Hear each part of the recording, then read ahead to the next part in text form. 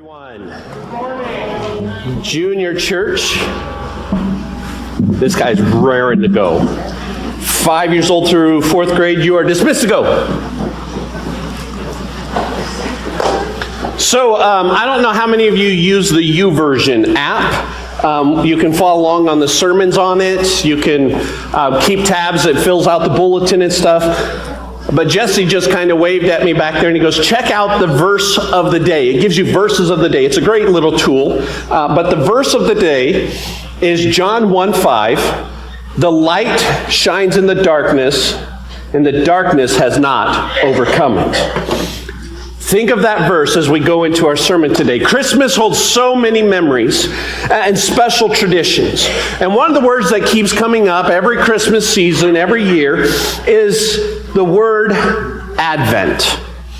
Now, I didn't grow up with this word. I didn't know what it meant. Any church I went to, we never talked about Advent. It was always Christmas season. And so I wanted to look it up and figure out what is Advent. It sounds like medicine to me. And so I looked it up because I wanted to read and figure it out. So I read some articles, and one of the articles had this statement, and it's really hit me, and it is what starts this sermon today. And that statement caught me off guard, is Advent begins in the dark. Doesn't that sound odd that we'd start Christmas, that we'd start Advent in the dark? But I think it's a very worthy reflection for this morning, because as you might aware, this is the first day of Advent. Now, in case you were like me growing up, this is what Advent is. Advent is a Christian season of preparing and waiting that leads up to Christmas. So it's preparing and waiting for Christmas. It's a journey week by week towards the moment where we gather to celebrate the sending of God's own Son into the world, that He would come into this dark world and be the true light. The birth that changed everything, that it anticipated for generations, foretold by prophet and prophet. Over the coming weeks, we're going to spend some time talking about the prophets, the prophecies, and how the birth of Jesus, the birth of the Messiah, was foretold, not just in the New Testament. We don't spend a lot of time in the New Testament when it comes to Christmas. We're going to back up into the Old Testament. We're going to have a truly old-fashioned Christmas, and looking at how many of you are so sick at how early Christmas comes each year, right? I mean, I saw before Halloween, they already had Christmas decorations out. They had them out way early. It was the end of September, I think. Well, just think about this. Thousands of years before the first Christmas, God started prophesying, bringing about advertising the first Christmas. Sometimes around this year, I know when I was little and we'd see the decorations get up, what did I want to do? I just wanted to fast forward and get to the presents. Especially when they started piling up around the tree, and I'm like, oh, and I knew my parents hid certain ones, and I had to find those and figure out what it was. And I just wanted to, why do we have to wait? Why can't we just open presents now? Let's just move on to Christmas Day. There was one time our family, we were living in Wyoming at the time, and every day leading up to this, Christmas break started. So every day we asked my mom and dad, can we just open them now? Can we just open them now? And there was this one day my mom said, fine, yes, we can open one. So what did we do? Oh, we jumped and picked one, and we opened one, and then what did we say? Can we open another? And they said, yes. And this went through the entire Christmas. The entire day we opened all the Christmas, and then all of a sudden it's like, now what are we going to do? Christmas isn't for a couple more days. What are we going to open then? We didn't know that we were leaving in a couple hours to go to my grandparents. So that was a special gift, but they planned it. They knew we just wanted to jump forward and just wanted to do that. But instead, we're going to pause today on the idea of darkness at the beginning of Advent, of Christmas. We don't like to linger on the idea of darkness, but there's something about dwelling on this that'll help us appreciate the light all the more. Light is good news. Light is a great thing. Darkness has always been attributed as a bad thing. Understanding and dwelling a little bit on darkness will help us appreciate the light, especially the light of Jesus, so much more. So how many of you ever been to a cave? Like Mammoth Caves or some kind of cave? Okay. If you've been to them, you know how dark it can be. There was a tour down in Mammoth Cave where the guide stopped and addressed the crowd. And this is what he said. He goes, how many of you would like to see what a real cave looks like? And then got people a little perplexed. Well, what do you mean? He goes, I'm serious. Do you want to see what a real cave looks like? And so, yeah, and he got them all hyped up. He goes, okay. And he hit the lights and it was pitch black. That's what a real cave looks like, he said. Because there's no light in there. It is funny, you can laugh at that, but it's not a joke. He really did that. Caves, when it's all dark like that, started getting a little creepy. If it's in a cave and it's real dark and you hear this little, what do you think's there? A bat. Okay, you're up in the attic and you're looking for something, and little darkness. Or you're walking around in the basement and you hear this little, oh no. In the darkness, our imagination goes wild because now there's a flock of bats and a whole herd of mice. Because in the darkness, we don't know. And then when the light comes on, we're like, oh, okay, it was just one. In the darkness, we get edgy. Most people don't like sitting around in darkness. One preacher said this, we learn from an early age to be fearful of darkness. That's why night lights are so popular in children's bedrooms. That little 4-watt bulb is able to chase away just some of the darkness and bring a huge measure of comfort to that one little afraid child.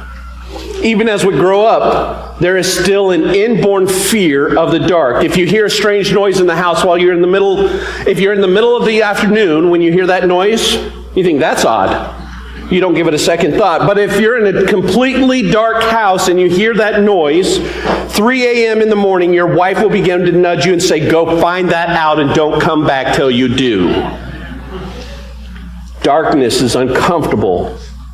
Darkness can be confusing. And at times darkness can be terrifying. We're going to be in Isaiah chapter 9, if you want to go ahead and look there. And God talks about people who are sitting around in darkness. They're uncomfortable, they're confused, and they're afraid.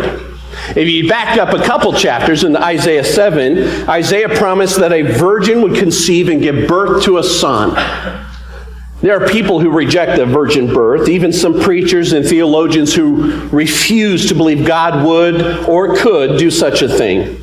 Their God, and I'm going to do that because it's a little g, has no power and no desire to intercede into their lives. Some of those not only reject the idea of a virgin birth, but they even reject the idea that prophecy of the Old Testament could have anything to do with Jesus. They couldn't be more wrong. What they are saying is a lie. For more than 500 years before Jesus was born in Bethlehem, the Jews returned to Judea from their long time of captivity in Babylon. For over 500 years, the Jewish people knew the section in Isaiah spoke of the coming Christ. They knew Isaiah chapter 7 foretold of the coming Messiah. He would be born of a virgin. Now, 2 chapters later, Isaiah continues in this prophecy. Let's see what this prophecy tells us about Christmas. Starting in verse 1, nevertheless, that time of darkness and despair will not go on forever. The land of Zebulun and of Naphtali will be humbled, but there will be a time in the future when Galilee of the Gentiles, which lies along the road that runs between the Jordan of the sea, will be filled with glory. Notice how it starts right there. A time of darkness and despair. The people are living in that. And yet, the author Isaiah is saying here, the people will not have to wander and be and live in that darkness forever. Then he said, in this darkness is going to come the one who will minister. into the land of Zebulun and Naphtali. Anybody know where that's at? Okay. Years before this prophecy, shortly after the death of King Solomon, 10 of the tribes of Israel rebelled against their king and split off to form a new nation that was called Israel in the north, while the remaining 2 in the south became the land of Judah. Isaiah tells us where this light is going to be revealed, and it's in Zebulun and Naphtali. Those are 2 of the tribes in the northern nation of Israel. But they're insignificant tribes. They were rarely mentioned anywhere in the Old Testament. They're never spoken of as having any important role of anything until Isaiah chapter 9. Now, these are the only tribes in the northern Israel that God concluded a connection with the Messiah. I wonder why that is. Where was Jesus born at? Bethlehem. Okay, there's going to be a quiz throughout the sermon, so just be ready for it. Which was south of Jerusalem in the land of Judea. But then Herod learned about the prophecy of the king being born in Bethlehem. He wasn't happy, and he saw this new king as a threat to his own. And in a dream, God warned Joseph and Mary, and they fled to, anybody know? Egypt, right. Where they remained until King Herod died. When the threat to Jesus was removed, the family returned to their home, not to Bethlehem. No, they returned to their real home where they had been before the birth of Jesus, their home in Nazareth, in the region of Galilee. Galilee, didn't we just read that? Do you know which tribes lived in that area of Galilee of Nazareth? Zebulun and Naphtali. Matthew tells us this in Matthew chapter 4. Look what it says, verse 13. He went to Nazareth, this is Jesus, then left there and moved to Capernaum beside the Sea of Galilee in the region of Zebulun and Naphtali. This fulfilled what God said through the prophet Isaiah in the land of Zebulun and Naphtali, beside the sea, beyond the Jordan River in Galilee, where so many Gentiles live. The people who sat in darkness have seen a great light.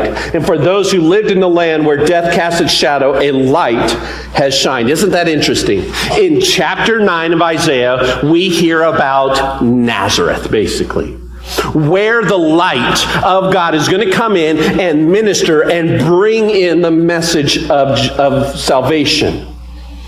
He resided in Capernaum and Nazareth. It was in Galilee that Jesus performed his first miracle. It was in Galilee that he selected the majority of his 12 disciples. And in Galilee, he spent most of his time preaching and teaching and performing various healings and miracles. He literally brought light into the darkness of this world, and he started right in Zebulun and Naphtali. So Isaiah told us where the light, the child of the virgin would minister. But Isaiah doesn't stop there. Look what this light is going to do. Go to verses 2 and 3 of Isaiah. The people who walk in darkness will see a great light. For those who live in the land of deep darkness, a light will shine. You will enlarge, this is talking about that child, that prophesied light. You will enlarge the nation of Israel, and the people will rejoice. They will rejoice before you as a people rejoice at the harvest, and like warriors dividing the plunder. Isaiah says the light will shine on and grow his people. He's going to expand his people. Now, in the days of Jesus, Galilee was considered a very dark land. It was a backwater region where there were only poor and uneducated lived. It wasn't very enlightened.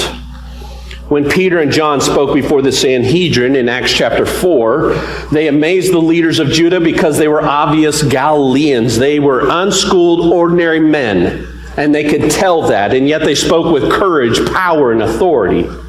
Galilee had a reputation. What did Philip when he told Nathanael that he'd found the Messiah in John 1:46? Nazareth, exclaimed Nathanael. Can anything good come from Nazareth? Come see for yourself, Philip replied. Jesus lived in this obscure part of Israel on purpose. He lived there so that he could drive home that his life was meant to shine a very powerful and hope-filled light into a very dark-filled world. During his ministry, Jesus said this in John 12:46, I have come as a light to shine in the dark world so that all who put their trust in me will no longer remain in the dark. In 8:12 of John, when Jesus spoke again to the people, he said, I am the light of the world. Whoever follows me will never walk in darkness, but will have the light of life. He's saying that he is this light. And notice it started so many years before Matthew. What is the purpose of light? Why do we have light? So we're not in the dark. What else? So we can see. Does anybody here have night vision? You might have a goggles. Okay, Dustin's, yeah, I got goggles. But you're not born with night vision. We need light so that we can actually see. And look what it said in Isaiah 9:2 again. The people who walk in darkness will see a great light. For those who live in the land of deep darkness, a light will shine. Do you know when people are lost, what do they first look for at nighttime to find their way? Light. And they start going towards that because it's going to guide them. We have this intrinsic idea that we need to go to the light. And that is based on Jesus here. It said they live in the land of darkness. Do you know that could be translated as the land of the shadow of death? They lived in the land of the shadow of death. And death can be very dark and scary prospect. But Jesus came into this world to bring the light of his hope to a world afraid and the darkness of death. In Hebrews chapter 2, verses 14 and 15, it says this, because God's children are human beings, made of flesh and blood, the Son also became flesh and blood. For only as a human being could he die, and only by dying could he break the power of the devil, who had the power of death. Only in this way could he set free those who have lived their lives as slaves to the fear of dying. He could do this because he is light. Years ago, there was a Christmas card company that put out a card, and also they turned it into a commercial, and then it turned into a little cartoon thing. And it said, what if Christ had not come? And that was the beginning of it. What if Christ had not come? And inside, and this card was not just a little card, it had lots of pages. When you opened it, it said, if I had not come, and then this preacher who was reading this in this book, it told the story of a preacher who had fallen asleep and dreamt of a world without Jesus. In his dream, he finds himself at home, looking through his house, and it is Christmas Day, but there's no stockings hung by the chimney, no bells ringing in the church steeple, no wreaths, no holly. In fact, there were no churches and no books in his library about Jesus. And in his dream, suddenly there's a knock at his door, and a young man asks the preacher to come to his house because his mother is dying. Would the minister come and bring some words of comfort? So the preacher picked up his Bible, and he looked on his way and found that the pages of his Bible were empty. There were no gospels, no promises, no hope at all. All he could do was bow his head and weep. 2 days later at the lady's funeral, he had no words of comfort and hope because there was no consolation of heaven. What would it be like if he never came? What a great Christmas card, right? But yeah, what a great Christmas card. What is the purpose of Christmas? It's not the toys. It's Jesus came into the world. He came in our darkness. Without Jesus, there is no light to push back the darkness of death. There is no light to push back the darkness of death. The grave remains a final door from which there is no return if there is no Jesus. As 1 Corinthians 15:20 says, but in fact, Christ has been raised from the dead. He is the first of a great harvest of all who have died. If that is true, then the rest of Christmas is true. Jesus sheds a powerful light on our fear of the blackness of death and gives us a direction and a hope. His light has broken down. Many people are still scared of death. You know what the number one fear about death is? Will it hurt? That's am I going to hurt? The second fear is then what? I don't want to die in pain. Okay, that part is a little scary. Is it going to hurt? But the then what? I already know what's next. I get to go to heaven. And that's going to be a glorious thing. His light has erased that fear.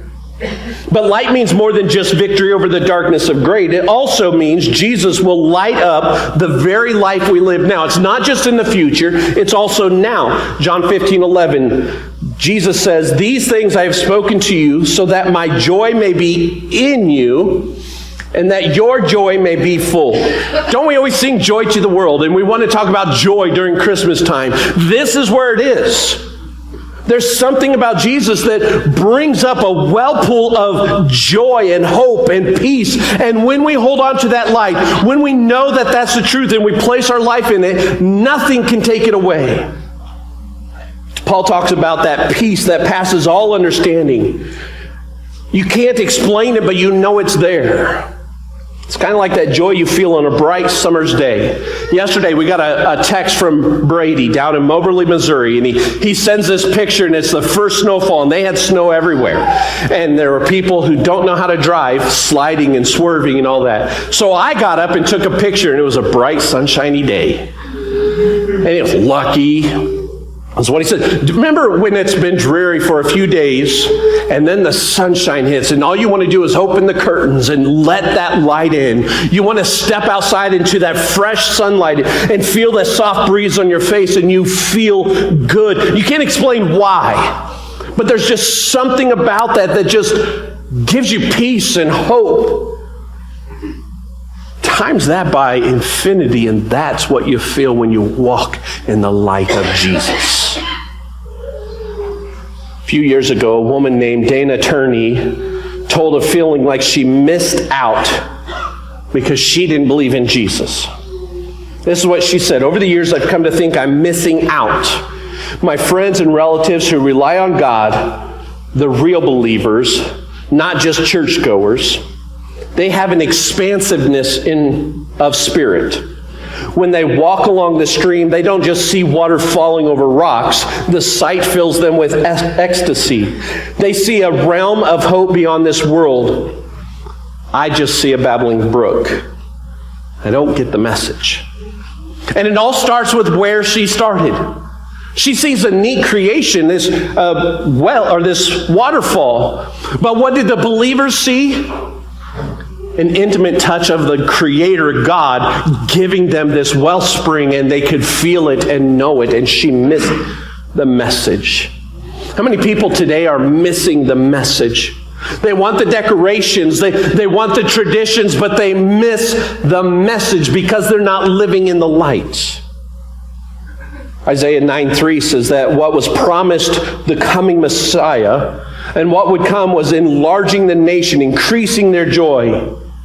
Their joy is like people who know there's going to be a harvest. When they had harvest back then, after it was done, do you know that farmers had a party? Why don't farmers do that anymore? Why don't farmers have a party and say, we've had all this stuff, come over and eat? How many of you want to go over to the farmer's house and eat? Come on, 6 people? Take note, okay, because you're inviting us over next year. Okay, just 6 of us. So. But they did it because there was a celebration. Look what God, I planted 1 seed and I got 100-fold out of it. Look what God has done. We had this much animals and now look how much we have. Look at this harvest that God provided, and they had a celebration for it. They knew that their needs were going to be taken care of. Their joy was in what God has provided. That's the type of light that comes into this darkness. The light from Jesus is like walking into a room you've never been before. If you walk into that room and there's no lights on, you're a little uneasy. You're a little anxious. You don't know where the obstacles are or how the furniture is placed. You're not certain if you're going to stumble or hit your toe. But if the light's on, you walk confidently into that world, into that room, and you see exactly what you need to see. There's no longer obstacles because you can see what you need to. And because Jesus is light, we no longer walk in the darkness with unease and anxiety. Listen to that again. Because Jesus is light, we no longer walk in darkness with unease and anxiety. A lot of stress comes with this season. And most of it is stress we put on ourselves. We got to make sure we get this type of meal. We got to get these type of gifts. We got to make sure we look this way. We got to get the right type of pictures. But when we let go of that and look at Jesus, the true light, notice how it just gives you that peace and that joy. Famed Austrian psychologist Carl Jung once wrote about a life without God. He said this: those psychiatrists who are not superficial have come to the conclusion that the vast neurotic misery of the world could be termed a neurosis of emptiness. The biggest problem, he just said right there, is with so many people is internally they're empty. Men cut themselves off from the root of their being, from God, and then life turns empty, inane, meaningless, and without purpose. When we cut ourselves off from the true light, we live in darkness, and it's numbing and worthless. And so hear this, and it's going to be on the screen. In our life, when God goes, goals go. When goals go, meanings go. When meaning goes, values go, and life turns dead in our hands. Now just read that to yourself. If you don't have God, what are your goals? Well, they're all about you. But that turns meaningless. And when meaningless goes, there's no value of anything. And then everything you thought you held dear is dead. But with the light that God promised us in Isaiah, that all changes. So how did God give us that light? How did God intend to give us that? Let's go to Isaiah 9, verse 6. For a child is born to us. A son is given to us. The government will rest on his shoulders, and he will be called Wonderful Counselor, Mighty God, Everlasting Father, Prince of Peace. His government and his peace will never end. He will rule with fairness and justice from the throne of his ancestor David for all eternity. The passionate commitment of the Lord of heaven's armies will make this happen. I love this verse. There is so much in this verse. God stepped into a world that was a dark and empty place. He came down in human form. A son was given to us. Notice that's a gift. When was light introduced into our lives? When Jesus stepped into this world. And he stepped in to purposely allow himself to die on a cross. God could have simply said, do this and go to heaven. Do this and you're good. Well, he did that in the 10 Commandments, and everybody failed. So, to fix that, God gave us Emmanuel, God with us, light through Jesus. And Isaiah tells us this light will direct and deliver us. This light is going to direct and deliver us. How many of you remember Paul Harvey? That's a generational thing right there, okay? He once told a story of a man who was a kind, decent, mostly good man, generous to his family, upright in his dealing with others, but he did not believe in the incarnation of Jesus and Christmas and all that stuff. It just didn't make sense to him, as Paul Harvey tells it. And he was too honest to pretend otherwise. He just couldn't swallow this whole story of Jesus and as God coming down to earth. And so he told his family, I'm truly sorry to distress you, but I'm not going to church on Christmas Eve. It's just fake for me, and I don't want to do that. I don't want to hinder your beliefs. I don't want to hinder what other people think, so I'm just going to stay home, but I'll wait up for you. And his family left. Shortly after the family drove away in the car, snow began to fall, and he stood there watching, and then the flurries started getting heavier and heavier, and he went back to sit by his fireplace and read his newspaper. Minutes later, he was startled by some thudding sounds. And then there was another thud and another thud. First, he thought someone's throwing snowballs at my window. And he goes and looks out the front door, and there's a flock of birds huddled miserably in the snow. They'd been caught in the storm, and in a desperate search for shelter, they flew towards light and hit the window and then fell on the ground. Now, he was a nice guy. He didn't want to let them just sit there and freeze. And he remembered, if I can get them in the barn where it's warm, there's other animals in there, it'll be great for them. I'll just direct him into it. So he put on his coat and his boots, and he went out into the snow, and he opened the doors wide open. He turned on the light, and the birds just sat there. Well, maybe I'll entice him. So he ran into the house, and he got some bread and crackers, and he left a little trail leading it into the barn, and then he got out there and watched, and the birds just sat there. He tried catching them. In the midst of this snow and the flurries, he's out there jumping into the snowdrifts, trying to catch these birds who have ran into a window, and they're a little dazed and confused, and they're running away from him. And then he starts to try and herd them by clapping and waving his hands and yelling them to herd them towards the barn, and they go every other direction. Then he realized they're afraid of me. What do I do? How do I get these birds, these dumb little birds, to go into the light where it's warm? If only I could think of a way to let them know they can trust me, he said. I'm not trying to hurt them. I'm here to help them. If only I could be a bird myself, he thought. If only I could be a bird and mingle with them, speak their language, and lead them into the safe, warm barn. But I can't. I'd have to be one of them.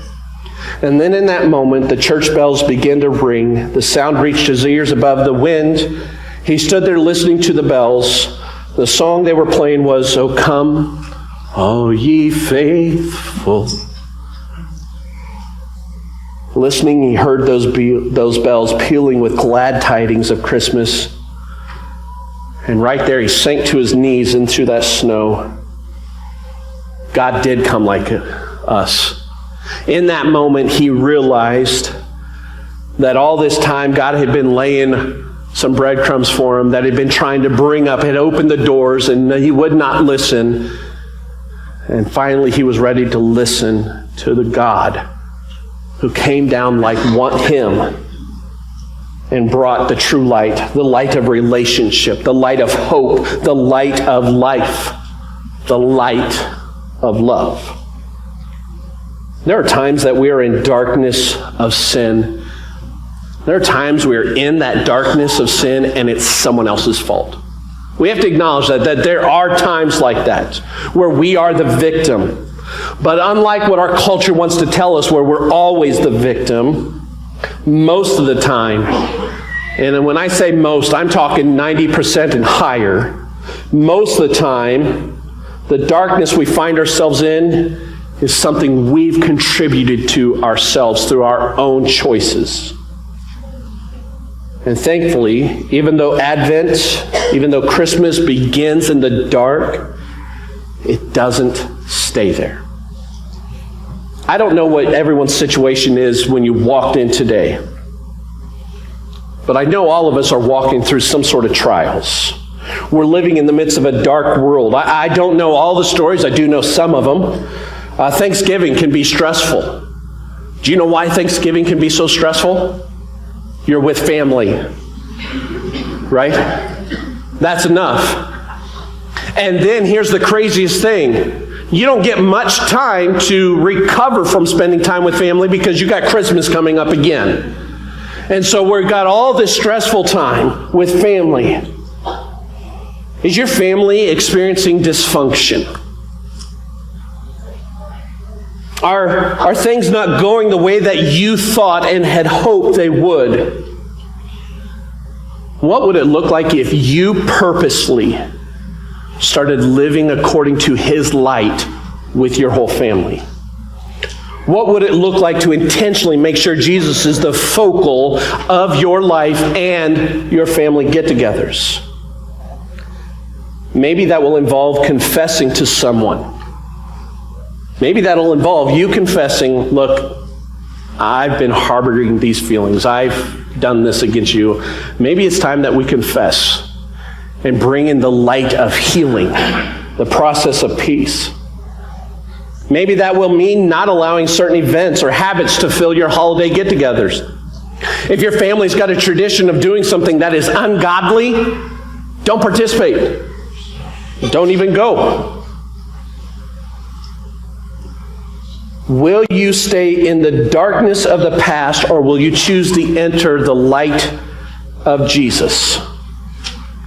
I began saying that Advent starts in the dark, and over the coming weeks we're going to move more and more closer to the light of Christmas, and even on Christmas Eve when we meet together for that service. Jesus is the Lord, the King that will reign forever, and we're going to rejoice. We're going to celebrate as we march towards that Christmas Eve and towards Christmas Day when we celebrate that He came into the world. It's not about the trees and presents. It's about mankind finally being able to reach into the hand of God once again so He could take us home. But what do we do? Because right now we're still living in a world of darkness. We long for the day when Jesus will come back and when He sits on the throne and every knee will bow and every tongue confess that He is Lord. But until that day, are you going to choose to live in the light? Isaiah spelled it out, what we get. His whole kingdom is going to expand. That means non-Jews are going to be included into the promise. That's us. That the light is going to bring us peace and joy. That is what we can experience. That light is going to come and told us where it's going to be, and we see that through the truths of Scriptures. And we have to choose, are you going to live according to the light? It's not about living to the standards of some church. It's about living according to the truth of the light. And Jesus said, I am the light. So are you willing to live in Him? Do you know there's only one place you can be where there's no darkness? One place. If there was a light bulb right here, where can I be where there's no darkness? If I'm directly underneath it, there's still darkness underneath me. Inside the light. I have to be inside the light and have the light inside me. I have to be in Jesus and have Jesus in me. That's where there will be no more darkness. And are you ready to live a life that is in the light and full of the light? Wouldn't it be great to have that this Christmas? To share that with everyone? We're going to stand in a moment and we're going to sing a song of celebrating this light coming into this world, foretold by generations. But as we pray, and then as we sing, would you make the decision to live as light? To let His light shine in you and through you into this dark world. Let's stand and let's pray right now. God, I thank you so much for your Son. I thank you so much for your light. God, really, we need to ask for forgiveness for continuing to walk in darkness willingly so many times. Lord, help us to not just want to be near the light, but to be in it and have it in us. Help us truly be that church. And so during this time of Advent, of the Christmas journey, help us to show that light that points to your Son. Give us that opportunity and help us take hold of it. And we praise you and thank you for that. And in Jesus' name we pray.